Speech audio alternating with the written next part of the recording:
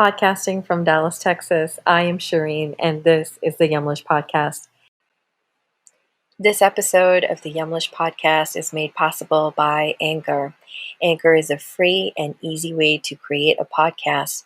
Their creation tools allow you to record and edit your podcast right from your phone or computer. Anchor also distributes your podcast for you, so it can be heard across Spotify, Apple Podcasts, and many more. It's everything you need to make a podcast all in one place. Download the free Anchor app or go to anchor.fm to get started.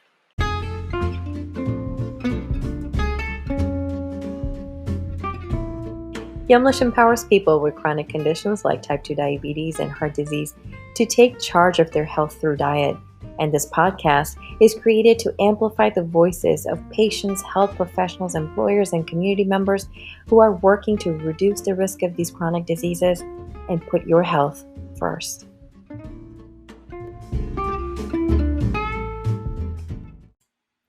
Registered Dietitian Andrea Luongo talks to us about creating a healthy immune system to protect one during COVID-19, about boosting one's immune system and how those efforts could possibly fall short if not accompanied by a healthy diet. And lastly, she talks about the average American diet and how it can support or possibly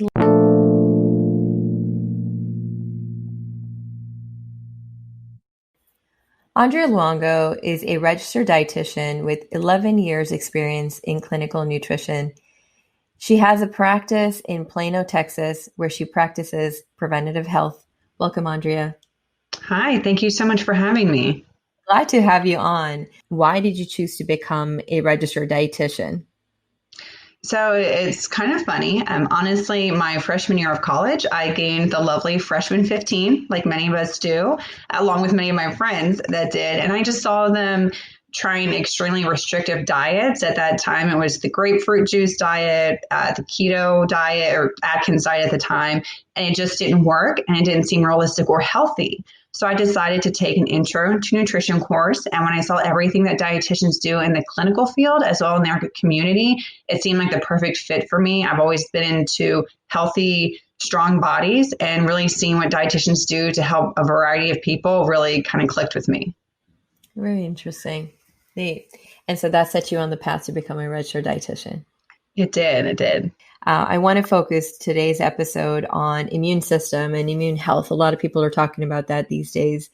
What does it mean to have a healthy immune system? Well, our immune system protects the body against disease or other potentially damaging foreign bodies. And so when our immune system is quote unquote healthy, it will identify and attack a variety of threats, and that includes viruses, bacteria, and parasites. And at the same time, while it's doing this, it's also distinguishing these threats from the body's own healthy tissue. Now, when we're talking about the immune system and how we can build it up, how does boosting one's immune system protect one from COVID-19?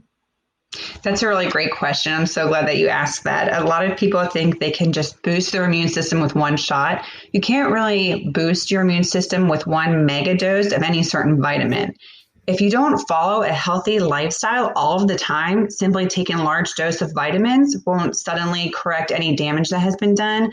The best that you can hope for is that it may start to help correct any deficiencies you may have. That's also a big misconception in this country. If I'll just get emergency or this. One megadose isn't really helping your cells out too much. Another thing to point out is that if you follow an unhealthy lifestyle, your immune system actually never really stops working. And when the immune system gets stuck on a slow, endless burn, it's actually unable to perform all of the life-saving reactions that we would like it to. So unfortunately, one of the consequences of an immune system that is not quote unquote healthy is that it actually never takes a rest. So when we need it to work, it might actually be asleep, especially right now with the COVID-19. Everyone's like, oh, immune system. And it's like, well, if you're unhealthy all of the time, doing one thing right now is not really going to help you too much. And that's why, especially since it's summertime, this is the time really to start getting healthy, because if we do have this possibly expected wave of COVID again in the fall, you want to get your immune system healthy now. You don't want to get it healthy when it's needed. You want it to be ready when it's needed, but don't start working on it when there's already a virus present. Mm-hmm. So it's all part of having a healthy lifestyle, like having a strong foundation. Mm-hmm. Yeah, your goal should be to adopt a lifestyle that strengthens your immune system year round. Like I said, not just when it's needed. And I think that's something that really became apparent to a lot of people. Maybe it was a reality check with everything that's going on, because before you probably thought, I'm healthy. But when everything came out, the list of things that actually makes you more predisposed to getting the virus or getting sick from the virus, like obesity, diabetes. I think some younger people really took a step back and thought, wow, I'm actually falling into this category because of my lifestyle. Whereas before they thought, I never really get the common cold. Now it's kind of a whole new ball game that everyone's looking at their lifestyle with. Interesting. And when we're talking about, and I think you alluded to this earlier, there aren't any specific nutrients or anything like that. And we're seeing a lot of stuff on the market, especially on social media, about certain supplements that you can take and pills and those type of things that are available. So are they of any value? Are they of any benefit to us? I do always recommend a multivitamin. It's just kind of an insurance plan, because it's very hard to eat a perfect 9 servings of fruits and vegetables every day. But something to consider, and this is the example I always use with my patients, is if you take a fish from the ocean that lives in salt water and put in man-made salt water, it's not going to be as pretty and won't live as long. Mm-hmm. So same thing. We want to eat real food, not necessarily man-made vitamins, but get our vitamins from the foods that we eat. It's a little bit more natural. Our body absorbs them a little bit more. And some steps that you can take really to strengthen your immune system, going along with the lifestyle. If you smoke, obviously you don't want to smoke. Eat a diet that's high in fruits and vegetables. So again, the supplements are a good insurance policy, but you really don't want to overload it. I see. So what are all of those health promoting behaviors to incorporate daily? Oh, you also want to exercise regularly. And this doesn't necessarily have to be anything very intense like CrossFit, but just challenging yourself a little bit every day by getting your heart rate up. Now, everyone's a little bit different. So if getting your heart rate up means just walking around the block, then do that. So don't feel defeated before you ever start, but just do something on a regular basis that gets your heart working. You also want to maintain a healthy weight. If you drink alcohol, drink only in moderation. Obviously, get adequate sleep, which is much easier said than done for most of us. Other things you could do, again, this has been really big everywhere, washing your hands, and also try to minimize stress, which, again, is much easier said than done, given all of the COVID stress that's been going on. Makes sense. And when we're talking about foods and vegetables, are there certain ones to focus on more than others? Anything there? You definitely want to focus on fruits and vegetables that are high in vitamin C. So oranges, carrots, things like that. But again, you want a variety. So I always tell my patients, do 5 different colors a day, however you really want to do that. So if it's broccoli and maybe a plum and then carrots and squash, whatever combination you want to come up with, the goal is to get variety. And what this does is allows our body to get different nutrients consistently. That's the other thing I like to point out, is that how you mentioned before, boosting your immune system, it's not realistic. It needs to be consistent. Consistency is key with the human body. You want to do it on a daily basis and make it kind of your regular patterns. So keeping a variety of fruits and vegetables is your best bet. I think a standard multivitamin for, like I said, the insurance policy is good. You do want to choose a name brand multivitamin. Some of the other maybe store brands won't be as good. They'll have some fillers in there. But yeah, 5 different colors a day, any combination that you think is tasty and kind of keeps you interested. And then along with it, just a standard multivitamin. But you also want to keep up with healthy protein and carbohydrates too. You just want to have a very balanced meal plan. Mm-hmm.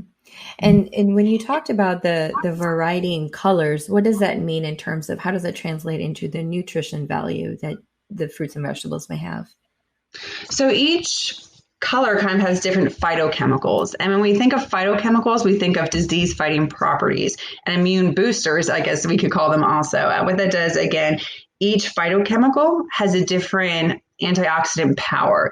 And what antioxidants do is they help prevent oxidation, obviously. And oxidation equals lower immune system, cancers, heart disease. So when we pick these 5 different colors, we kind of just ensure that we're getting a little bit of everything that we need. But again, we're keeping our palate excited. We're not getting stuck in this same few things every single day to where eventually you're going to fall off of it. Mm-hmm.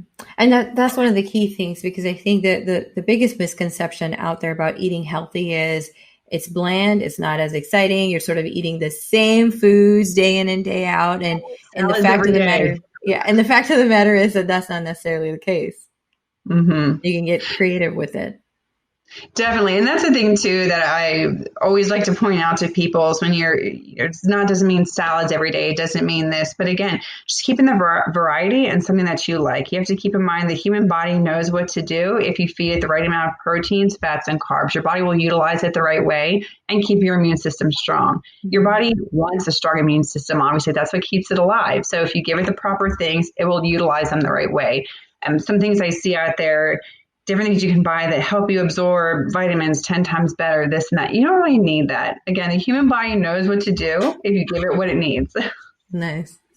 And then what are, when we're looking at vitamins to consider, or even nutrition in general to consider, what are some good combinations to look at? Are there certain nutrients or minerals that work well with one another? Is there like a combination that's more effective perhaps than others? That's a great question. Yes. So if there's certain things that do help each other absorb, and certain vitamins that only are absorbed in certain amounts. So for example, if you are having something like steak or something, a good amount of iron in it, even peas, it's good to match that with vitamin C. So maybe eggs in the morning with orange juice, you will absorb that a little bit better. Like I said, steak and peas, that's a good source of iron and vitamin C. So vitamin C helps the absorption of iron, which is really useful for us. Like I mentioned, some things that only absorb in some amounts. So when we take those emergency packets, it's advertised 1,000 milligrams of vitamin C. Mm-hmm. That is how much you need in one day. However, your body only absorbs 500 milligrams at a time. So when you're taking that large vitamin emergency packet, you're really not absorbing 100% of it, about half. So really, maybe have an orange in the morning and another vitamin C source, fruit in the afternoon or something like that. But you don't need to take the mega doses. Same with calcium. You only absorb 600 milligrams at a time. So when you're taking a supplement over the counter, aim for about 600 milligrams twice a day. Or if your multivitamin has at least 600 milligrams of calcium, that's perfect. Aim for 2 or 3 servings of dairy throughout the day as well. That's so interesting. And so if you're taking that 1,000 milligrams at a time anyways, and it's more than what your body can absorb, are you just essentially, is it just coming out in terms of waste? Or does your body sort of preserve it and hold it and tap into it later? No, I wish that would be perfect. No, it's water soluble, so it's excreted in the urine. So even if you need more than 500 milligrams, say you are deficient, and if we could determine the exact amount that you need, you need 2,000 milligrams today. Okay, it's still at a time. That's the key thing, is to focus. The human body can only absorb 500 milligrams at a time, regardless of how much you may need. That's why you want to separate it through the day and keep each meal colorful and different, because it's impossible to determine really exactly how much if we have a deficiency, exactly the amount that our body would need a day. It's very difficult to determine that. So that's the best bet, is to have a variety throughout the day so your body can absorb as much as it can. And then with the next meal, you still have more variety. So again, your body can absorb what it needs again. Interesting. And so when you talked earlier about some of the other things to incorporate, so not only the food and even the supplements, but looking at exercise and getting your full, ideally 8 hours of sleep in, how does some of those have an impact on how your body absorbs nutrition and all of that? Like, how are they interconnected? So everyone's body is a little bit different in terms of exhaustion. If you don't get enough sleep, certain hormone levels will be different. It does affect food cravings. It's been shown in several studies that if you are severely exhausted, you may crave sweets or carbohydrates more for energy. It can increase stress eating the next day. A good thing I like to tell my patients to do is limit screen time. at least an hour before bed. That's phone, television, anything that will at least maybe read or something the last hour, but that will get them a little bit more time where their mind isn't racing as much. And actually, even if they're not getting a full 8 hours, they still may get more of the deep sleep that they require. Again, when we're sleeping, our body is repairing any damaged cells. So if we don't get enough sleep, these damaged cells start to build up. And that's something we really want to avoid. So again, if you have all this inflammation kind of going on, it's going to change your hormone levels, and it will change what you crave the next day. Mm-hmm. Interesting. Okay. So then I want to look at sort of the average American diet, right? And there's a recommended diet that we need to follow. And then there's, of course, the diet that we're sort of guilty of eating every day, and it's not so healthy. So how does the average American diet really support a strong immune system or lack thereof? So not surprisingly, the typical American diet does not support a strong immune system. A line of evidence actually suggests that unhealthful foods like the fatty, salty, sugary, and processed foods may disrupt the body's defenses in a way that promotes inflammation, infection, or autoimmune diseases, and even certain illnesses like cancer. And this is because it doesn't promote healthy bacteria in our digestive tract. I think over the past few years, everyone's kind of heard about keeping your gut healthy because that's where your immune system and all of your health starts. So your gut wall actually houses about 70% of the cells that make up your immune system. And a lot of people don't realize that. And these beneficial bacteria appear to prefer certain foods.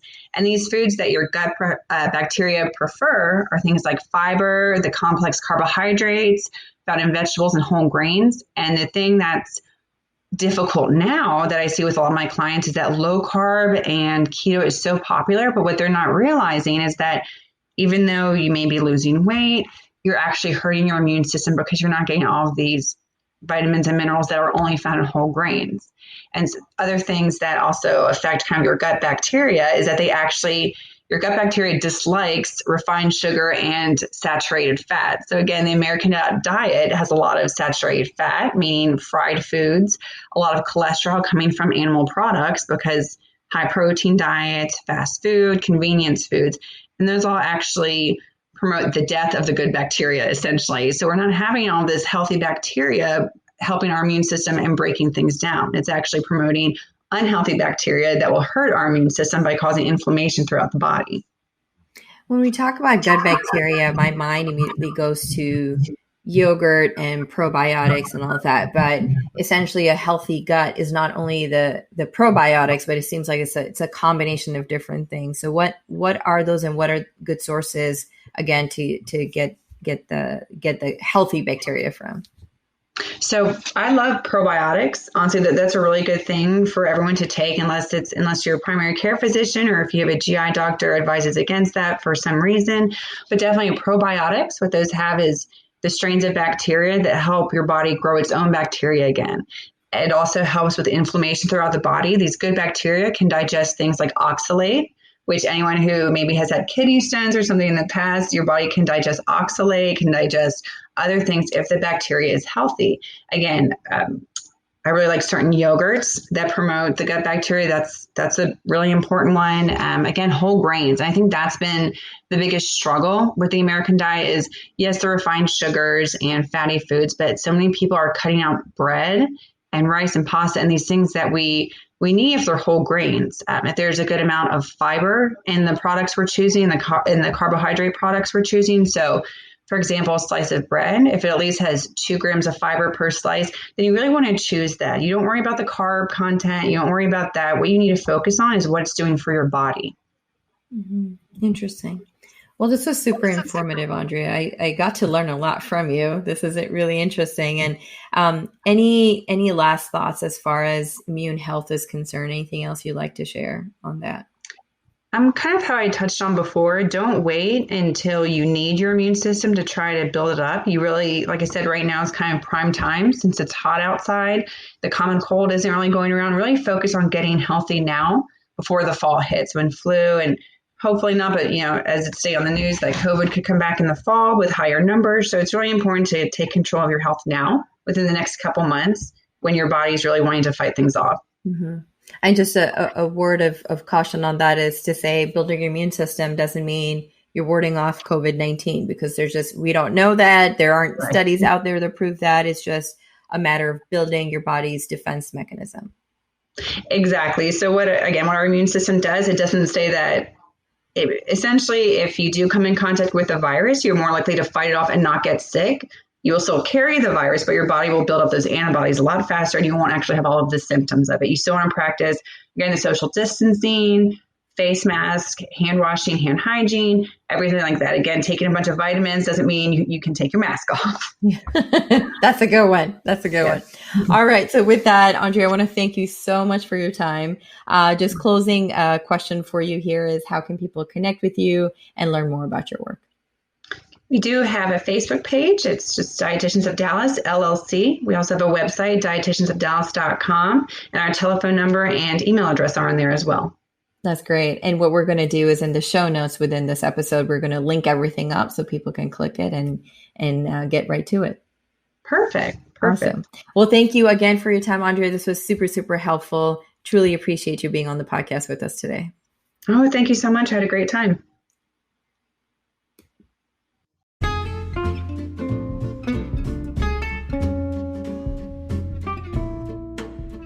Thank you for listening to the Yumlish podcast with Shireen.